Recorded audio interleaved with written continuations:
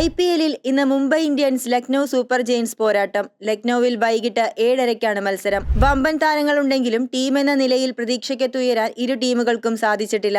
3 കളിയിൽ ഒറ്റ ജയം മാത്രമാണ് ഇരു ടീമിന്റെയും അക്കൗണ്ടിലുള്ളത്. ഇതിനെല്ലാമുപരി ലക്നൌവും മുംബൈയും നേർക്കുനേർ പോരിനിറങ്ങുമ്പോൾ ശ്രദ്ധാകേന്ദ്രങ്ങളാകുന്നത് ഇന്ത്യൻ ക്യാപ്റ്റൻ രോഹിത് ശർമ്മയുടെയും ലക്നൌ നായകൻ ഋഷഭ് പന്തിന്റെയും പ്രകടനങ്ങളാകും.